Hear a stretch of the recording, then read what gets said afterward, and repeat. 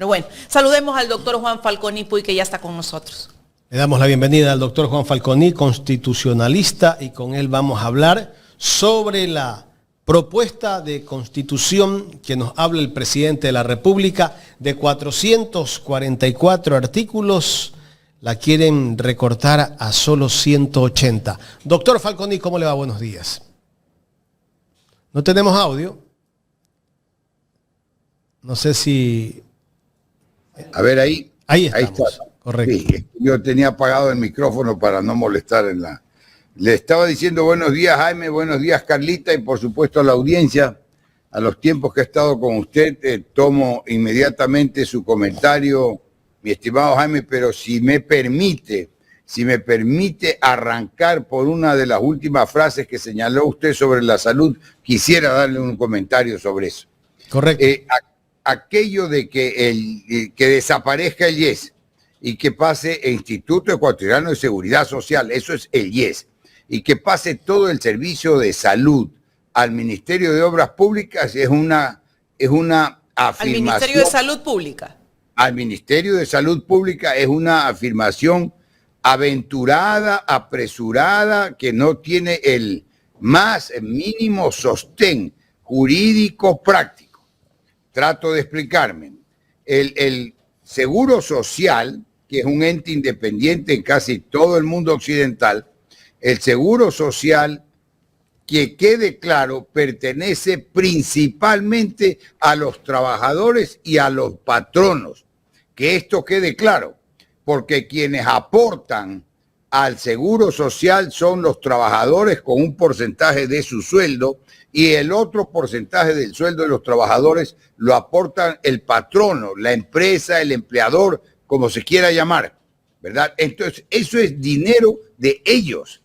No es cuestión de que puede pasar automáticamente ni por ley al Ministerio de Salud Pública. Al Ministerio de Salud Pública, con las deficiencias que ya sabemos y que se conocen y que son notorias. Eso sería francamente un desastre. Tiene que quedar claro además que el sector de los trabajadores y el sector de los productores, de los empresarios, es un sector en particular de la comunidad ecuatoriana. Y ese sector de la comunidad ecuatoriana tiene, para haber logrado precisamente más agilidad, más eficacia en el servicio de salud, se convirtió en el Instituto Ecuatoriano de Seguridad Social. ¿Cuál es la historia para que quede claro? Esto fue la caja de pensiones, y estaba dividida entre la caja de pensiones y otra caja ahí, que era una para el sector privado y otra para el sector público, y esto se fusionó. Por épocas y por tiempos funcionó con relativa eficiencia. Hasta que vimos, yo lo comenté en algún momento el año pasado, 3, 4 cuadras en Quito, en la capital, cerca del Parque del Ejido, al otro lado, en la sede del Seguro Social, para pedir una cita, no para ser atendido. Pero ese deterioro del Seguro Social no quiere decir que desaparezca para ir a un deterioro mayor con el Ministerio de Salud Pública. Tendría más bien que, para tornárselo eficiente, que el Estado, para empezar, que el Estado le pague al Seguro Social lo que le debe, porque el Estado se ha financiado con dineros de la Seguridad Social, y que de ahí el Seguro Social le pague a los prestadores, porque no se alcanza el propio Seguro Social a dar las prestaciones de salud pública. La denuncia del doctor José Guevara Aguirre, el principal, en media página, la semana pasada del Diario Expreso, el principal del Interhospital, que da un servicio estupendo en un sector importante que estaba totalmente desatendido de la salud, como es más allá de los Ceibos, prácticamente en la vía a la costa. La denuncia del doctor Guevara es grave y esto debería ser investigado. Y ahí, cuando se hablaba de la fiscalización, y hablaba el asambleísta que me precedía en el uso de la palabra, que tengamos claro que la fiscalización política, que está totalmente nula hoy por hoy, arranca en la Asamblea Nacional. es el órgano legislativo y de fiscalización política, ¿verdad? Y eso está absolutamente nulo. Entonces no está una función del Estado, las razones están a la vista, no está cumpliendo la razón de ser, no está cumpliendo su obligación principal, que es la de fiscalizar. Solo eso quería agregar a lo dicho antes porque creo que venía oportuno, mi estimado Jaime. Y ahí pasamos al tema que usted tenga. Correcto. Interesante su comentario, doctor, sobre el tema de la seguridad social, porque esto nos preocupa a todos.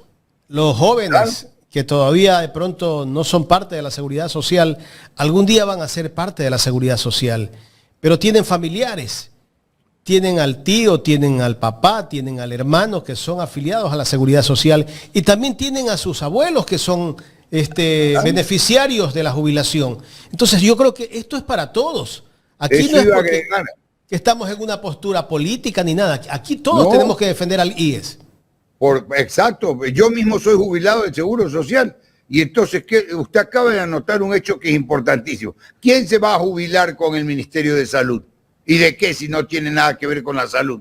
Yo como profesor soy jubilado de la Seguridad Social. Pero no es eso solo, Jaime. La Seguridad Social tiene préstamos quirografarios que son los préstamos normales, con garantías normales, pero tiene también los préstamos hipotecarios. O sea que ¿cuánta gente a través de la Seguridad Social ha podido financiar su propiedad, su vivienda, su casa, su apartamento? Porque son los préstamos hipotecarios.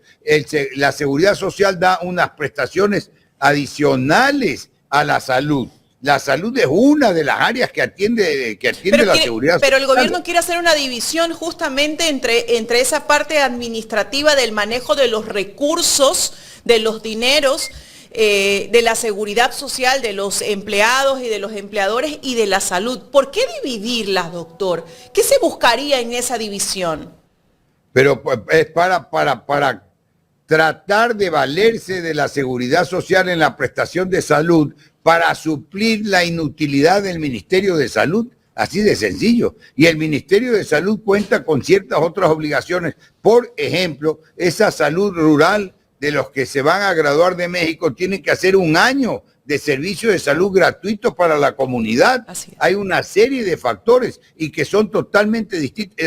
No se puede eso porque eso corresponde por ley, por nacimiento y por lógica, corresponde a un sector de la comunidad. No puede suplir ese sector de la comunidad las obligaciones que le tocan al Estado en materia de salud y que debe llevarlas a cabo a través del Ministerio de Salud. Esto es así de sencillo, así de claro, en todas partes. No se puede fundir lo que pertenece a un sector privado y viene de un sector privado, como es en ese sentido la seguridad social, que es un sector dentro de la comunidad ecuatoriana, para pasarlo a que sea una atención estatal. No, de ninguna manera. Eso es, me parece que es un globo de ensayo lanzado al aire a ver en qué queda, pero no veo que se le pueda dar jurídicamente la estructura legal para semejante despropósito. Es eso, así de sencillo. Correcto. Doctor, pasemos al tema de la propuesta de constitución de la cual habla el presidente de la República. Él dice que quiere una constitución de 180 artículos, ya no la constitución de 444 artículos. ¿Qué es lo que quieren eliminar de esa constitución, doctor Falconi? Bueno, ahí es importante señalar un par de antecedentes, mi estimado Jaime, ¿verdad? De la constitución actual, desde el 2008, que siguió todo ese procedimiento, ¿verdad?, de aprobación. El pueblo se pronunció que quería una nueva constitución, se eligió los diputados constituyentes, asambleísta, diputado es lo mismo. Se eligió los diputados constituyentes, redactaron la nueva constitución y una vez que esa nueva constitución estuvo redactada, fue aprobada por referéndum. El referéndum se refiere a un texto, generalmente un texto legal, ¿verdad? Ese es el referéndum. Mientras que la consulta es sí o no. ¿Qué es lo que concretamente se impugna de la actual Constitución, eso debería ser el punto de partida. ¿Qué es lo que de la actual Constitución amerita que sea revisado, que sea reformado, que sea enmendado? ¿Qué es lo que tiene malo la actual Constitución? Porque lo que no podría haber ni siquiera con una nueva Constitución es una regresión de derechos.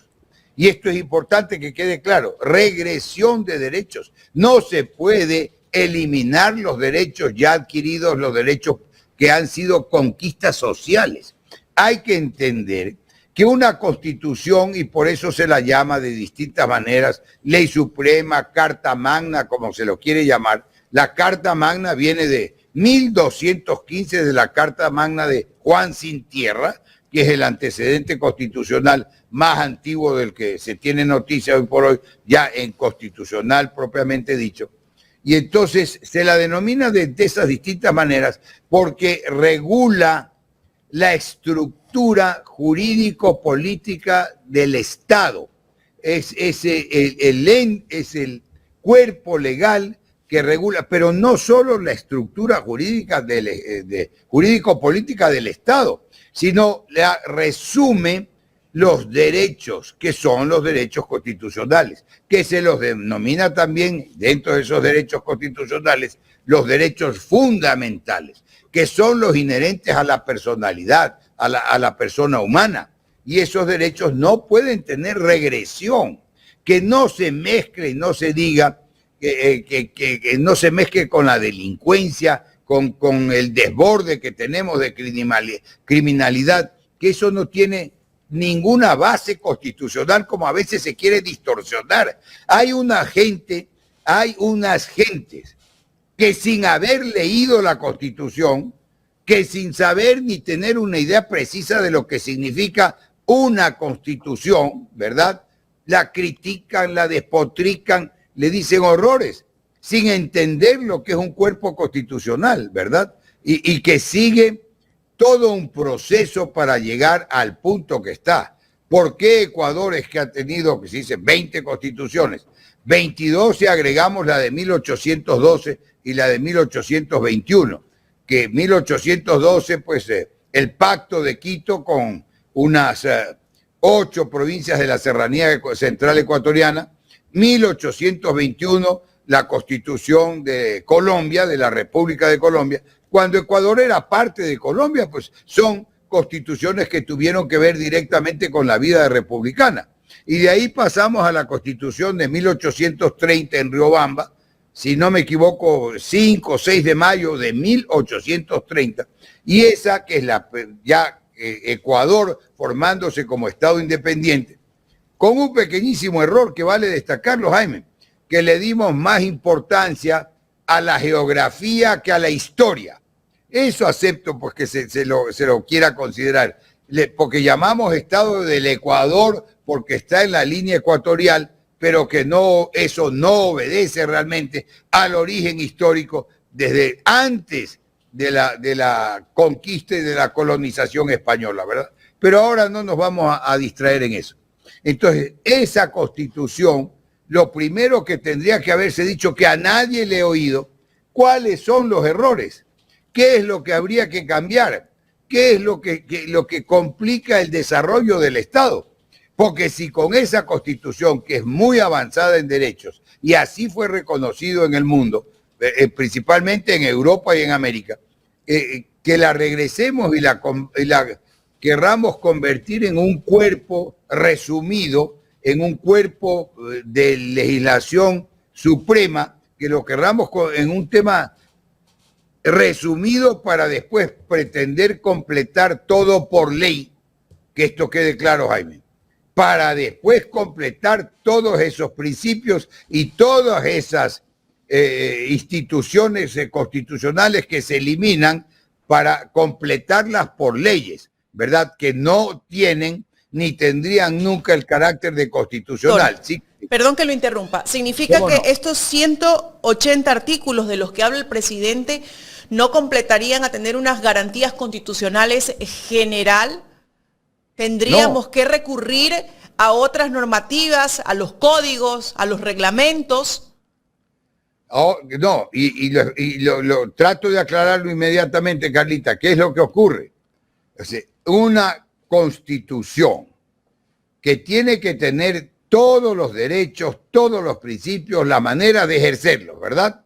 Los derechos constitucionales. Y que tiene, porque de ahí se organiza, de ahí arranca, que organizar la estructura político-jurídica del Estado no son suficientes 180 artículos. Se dice que ya está hecho ese proyecto. Se dice que ya existe ese proyecto, que ya lo tienen hecho.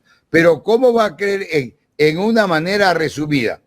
Regular la división de los poderes del Estado, de establecer la organización, los principios que informan a cada una de esas funciones del Estado y, por supuesto, las obligaciones, los derechos de los ciudadanos en general, los derechos de los ciudadanos en particular, porque ya hay, claro, los derechos generales, pero están los derechos de los adultos mayores, de las mujeres embarazadas, de la niñez, etcétera, etcétera, ¿verdad? Entonces hay toda una estructura y toda una regulación que se diga, por ejemplo, sería bueno, estos artículos están de más, no son necesarios, reformemos la Constitución. La Constitución puede ser reformada y puede ser enmendada. Ahora, yo sí digo, siempre es válido la consulta al pueblo. El mandante es el pueblo. La soberanía reside en el pueblo. La consulta es válida, pero la consulta es válida como consulta tiene que ser seria, fundamentada, con cambios que realmente requiere la sociedad ecuatoriana, la comunidad, porque la Constitución es una ley que originalmente, de ahí toma el nombre, constituye el Estado. Como ya está constituido, hemos mencionado la Constitución primera de 1830, después de las dos que fueron antecedentes, ya se constituye una sola vez. De ahí que, y ese es el poder originario, de ahí que en la doctrina las demás constituciones, todas esas se las denomina derivadas. Siguen llamándose Constitución porque es la ley suprema que regula la vida del Estado, la organización del Estado, la división territorial del Estado, la manera de ejercer los derechos democráticos del Estado, etcétera. Mire usted todo lo que hay que reglamentar. No puede ser, es un pequeño resumen. Y yo no he visto, no sé si ustedes que están en el ámbito estricto de la información, si hayan visto que alguien haya señalado los artículos que están de más de la actual Constitución. La actual Constitución tiene 444 artículos, pero siempre puede ser mejorada. Viene del 2008, ya tiene 17 años, siempre puede ser mejorada, enmendada, reformada, o aún dictarse una nueva, pero para dictarse una nueva siempre habrá que partir de modelos. Y el primer modelo útil debería ser la Constitución que tenemos del 2008, ¿verdad? Porque si además, en términos de los derechos que consagra, estamos hablando de reformar, de regresar, de limitar esos derechos, no podría realmente funcionar. Y está prohibido por la actual Constitución.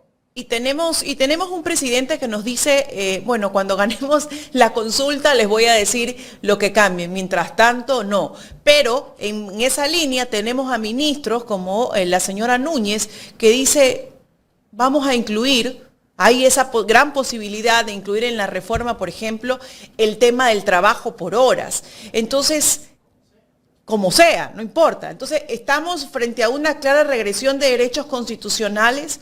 ¿Por qué? Porque lo que se va a plantear en esa posible nueva constituyente es eso, es ir hacia una regresión de derechos en todos los sectores. Ya vimos al presidente hablar de la salud, hemos visto a la señora Núñez incluso pues hablar del tema del trabajo cuando le ha dicho el pueblo ecuatoriano ya algunas veces no al trabajo por horas.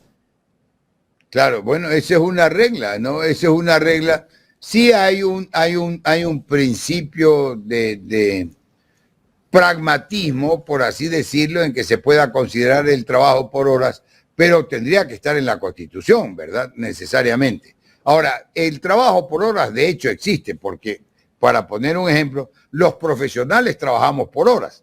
no trabajamos por dependencia, ¿verdad? Y cobramos por trabajo, por hora, por lo que fuere. No es que hay que mirarlo así totalmente absurdo. Hay que mirar las cosas y partiendo del supuesto que yo digo, siempre la consulta al pueblo es válida, porque es el soberano. Mire, Suiza, que es un país pues muy avanzado en muchos aspectos, en muchos sentidos, consulta con frecuencia al pueblo. Las consultas, los plebiscitos en Suiza son frecuentes. No es que se hacen varias veces al año en ciertas materias para que vayan las decisiones con la fuerza de la mayoría, pero lo que es fundamentalmente indispensable para eso es que exista la información suficiente sobre lo que se pregunta, ¿verdad? Pues se pregunta pura y llanamente, simplemente, ¿usted quiere que pase la seguridad social al Ministerio de Salud? Para poner un ejemplo, porque con eso empezamos la charla que terminaba la anterior. Y entonces hay mucha gente que le puede decir sí, hay mucha gente que puede estar hoy por hoy, que puede estar en cierta forma contrariada, desilusionada por la seguridad social, porque cuando va a los centros de salud privados le dicen no lo puedo atender porque el Seguro Social nos está debiendo y no nos paga. Pero eso ya no es culpa de los centros de salud privados, pues, sino justamente de que quienes ayudan, quienes apoyan a la seguridad social en materia de salud, que ya aclaramos que no solo es materia de salud, pero quienes lo hacen en materia de salud, porque no se alcanza, porque está lleno, porque etcétera, etcétera, pero tienen que ser pagados, pues no pueden trabajar gratis, y ahí sí hay unas preferencias, y hay unas ventajas, si es que a unos les pagan, a otros no les pagan. Es un tratamiento que debería ser definitivamente materia de fiscalización, pues Carlita, ¿verdad? Entonces, sí, perdón. No, termine, sí. Perdón, discúlpeme usted. No, entonces, esa es a grandes rasgos la idea, ¿verdad? Hay lo que sí creo que se podría regular. Usted sabe, yo doy opiniones aquí profesionales fundamentadas en lo que yo pueda creer, obviamente, pero que tienen una base, un antecedente de estudio de algunos años, de mucho tiempo, sobre todo en ciertas materias, y entre esas la Constitución, la constitucional, pero entonces que se pueda considerar las variantes para las posibilidades de un trabajo por hora. O sea, no que es blanco o negro, ¿sí me explico? Pero los derechos adquiridos, que esto es lo importante, los derechos adquiridos y en materia laboral son irrenunciables. O sea que aunque el trabajador renunciase, esa renuncia es mala, es nula. Son irrenunciables esos derechos. Entonces no puede haber regresión en esos derechos. Si es que, por ejemplo, el que ya trabaja tiene un horario, tiene unas reglas establecidas, diga, ahora no, ahora le vamos a pagar menos, o ahora ya no le vamos a pagar el salario mínimo, o ahora su jornada, que es de 8 horas, ya no va a ser de 8 horas, sino que va a ser de 4. No. Eso no, pues, porque ahí hay regresión. Si me explico, ahí no es que hay nuevas consideraciones, nuevos aspectos que se introducen a la experiencia o a la práctica, ¿no? Entonces, eso es así de sencillo, Carlita. Doctor, en otro tema, justamente hablando de la Constitución, yo escuchaba pues a la doctora Anabel Asín, ¿no? Usted sabe que ya los asambleístas del oficialismo están en esta campaña por el sí. Decía, tenemos que votar sí porque no podemos permitir que las leyes sigan beneficiando a los delincuentes. No podemos permitir que la Constitución beneficie a los delincuentes, a los grupos de delincuencia organizada, al narcotráfico. Entonces, la pregunta es clara y es la que nos hacemos los ecuatorianos y es la que yo le hago a un sinnúmero de entrevistados, de expertos. ¿En qué beneficia esta Constitución a los delincuentes? ¿Cuál es el beneficio que manifiesta el gobierno que se les da?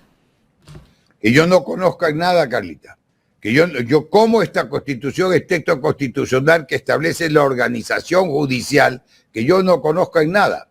El beneficio, si el beneficio hay, a los delincuentes, a los que incumplen, está en los jueces. Y ahí se mira para otro lado. Esos jueces corruptos que escriben sentencias con faltas de ortografía, que violan la ley de una manera descarada, que ahora le tienen los juicios congelados según de quién se trate, y empiezan con una frase que se ha hecho sacramental y costumbre que es absolutamente ilegal.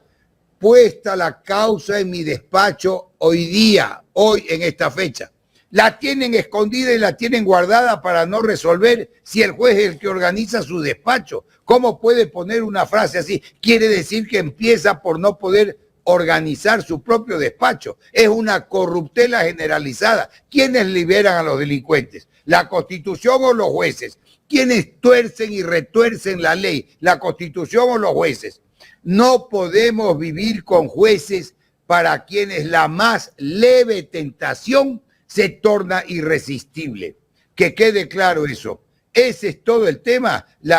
Se consagra la corrupción en los jueces, que son los que aplican la ley, y aplican la ley penal, no aplican la Constitución. La Constitución la aplican de manera general y para establecer los derechos y para cuidar que precisamente no haya violaciones constitucionales. Pero para la parte delictiva, los jueces aplican las leyes penales. Hay una ley que establece hoy por hoy, que tiene resumido el procedimiento y el catálogo de penas, que se llama el COIP, el Código Integral Penal. El COIP, y ese es el que tienen que aplicar y ese es el que violan. Eso es lo que tiene que quedar claro. ¿Cómo va a estar la Constitución favoreciendo? Que se diga pues qué artículo y en qué parte y en qué pasaje favorece a los delincuentes. El presidente de la República dice, el otro día lo escuchaba en una entrevista, que cómo es posible que tenga prioridad un delincuente en atención en salud a otra persona, a un joven. O sea, cosas que no tienen coherencia para justificar el cambio de la Constitución. Me parece inapropiado lo que dice el presidente de la República. Yo no sé si usted vio esas declaraciones que daba el presidente de la República. No vi esa declaración, no vi esa declaración, Jaime, pero declaraciones de esa magnitud, sea del presidente o de quien sea, o de cualquier presidente en cualquier momento, tendría que al menos tener un par de ejemplos. No tiene ejemplo. ¿Cómo va a creer pues, qué norma que se diga, qué norma de la Constitución favorece a los delincuentes? Establece derechos para todo habitante de la República, que es otra cosa. Establece derechos para todos, y digo habitantes, porque la Constitución ampara a los extranjeros también, ¿verdad? No es que solo, no es para los nacidos en Ecuador, ampara a todo habitante de la República. La Constitución rige en el territorio de la República de Ecuador, ¿verdad? Entonces, ¿dónde están los errores? Que se diga el artículo cuál tiene que ser reformado. El artículo tal que va a beneficiar a los delincuentes tiene que ser reformado. Y ahí estaría el ejemplo y la argumentación con un respaldo de hecho, ¿verdad? Un respaldo de tal es el ejemplo, tal es la situación. Lo otro son declaraciones, a veces podría ser calificadas de emotivas, de lo que fuere. Hay gente que despotrica contra la Constitución del 2008, mientras en todo el mundo la celebraban por lo avanzado. Porque la Constitución tiene varios aspectos. Y uno de los aspectos fundamentales que tiene son los derechos resumidos y organizados que se han venido consiguiendo a través de la historia. Muchos se los denominan conquistas sociales, porque esos son, ¿verdad? ¿Y para qué son esas conquistas sociales? ¿Por qué se las denominó y se las denomina conquistas sociales? Porque son las garantías que ha conseguido la sociedad, la comunidad, para protegerse del poder absoluto, protegerse del abuso del poder.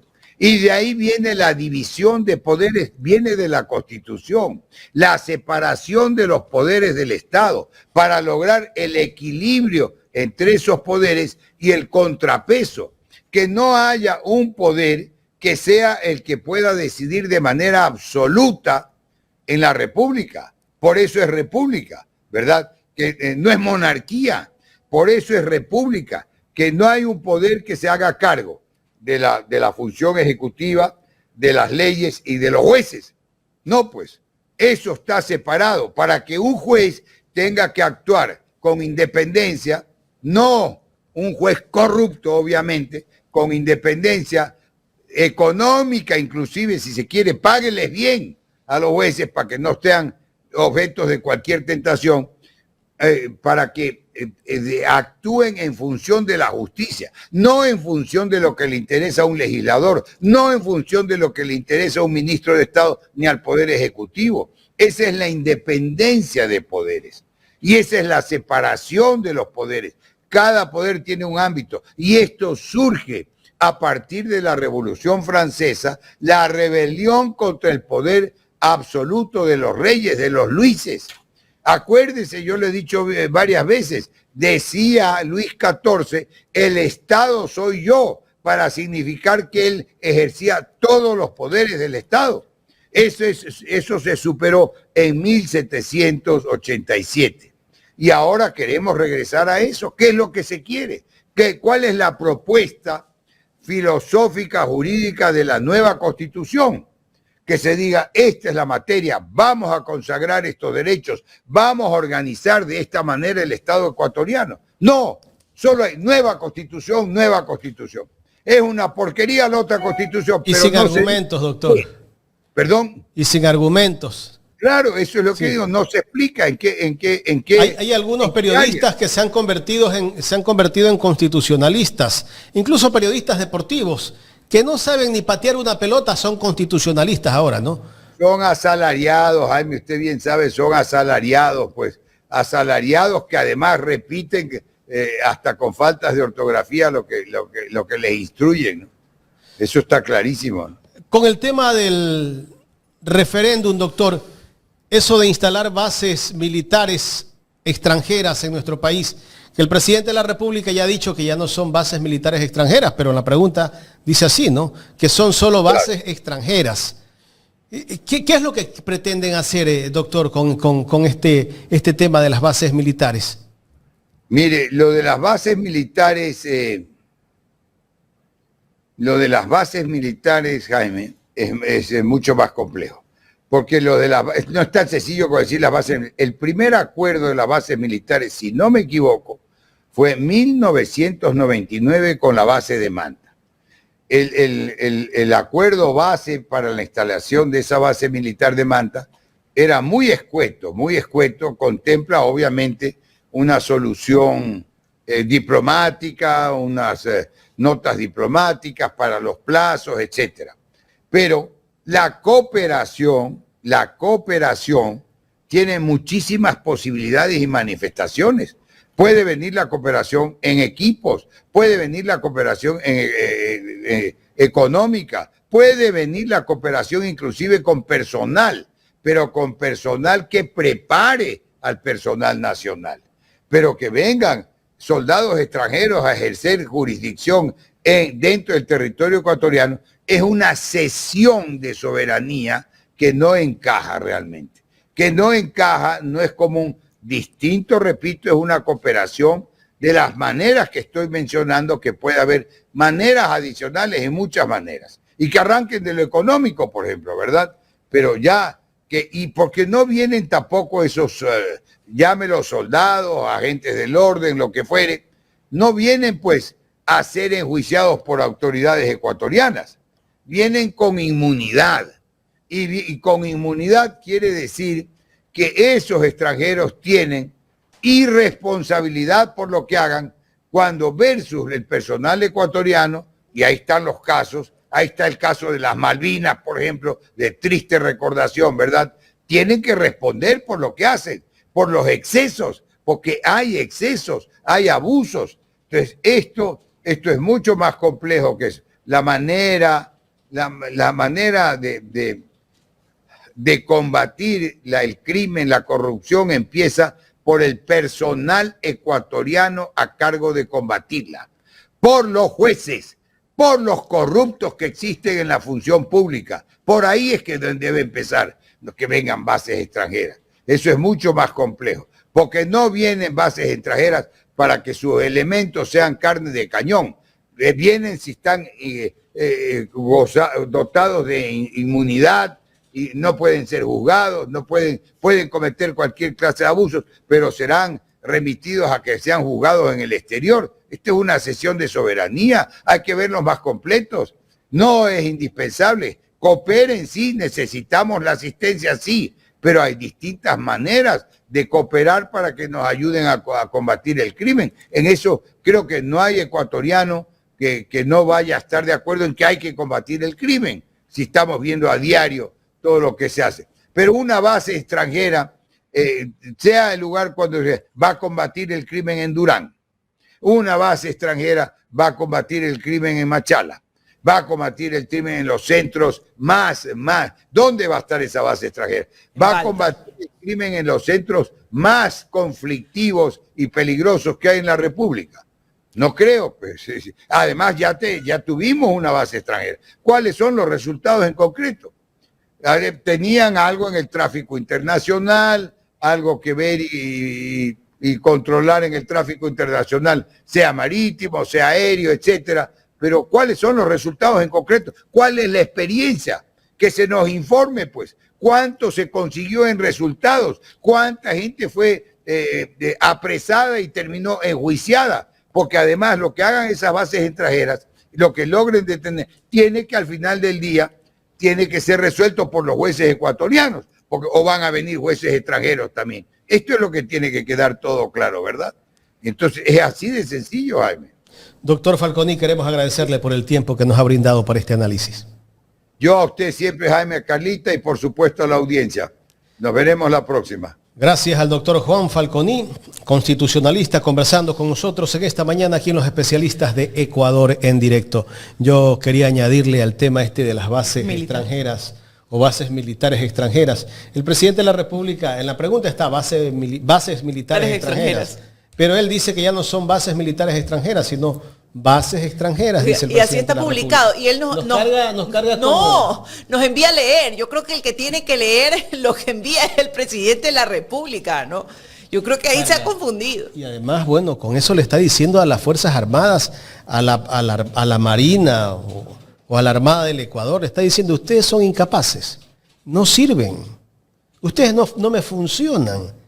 Yo no sé qué está pasando con nuestras Fuerzas Armadas, están calladitas. Mudos. Y más vale, están de acuerdo con lo que les está diciendo el presidente, que va a traer bases militares extranjeras porque ellos no funcionan, no sirven, son incapaces. Nos habla de fronteras, nos habla de pesca ilegal, nos habla de tráfico de contrabandos, todo aquello que está delineado y que debe ser controlado, vigilado y organizado por nuestras Fuerzas Armadas, tanto navales como terrestres.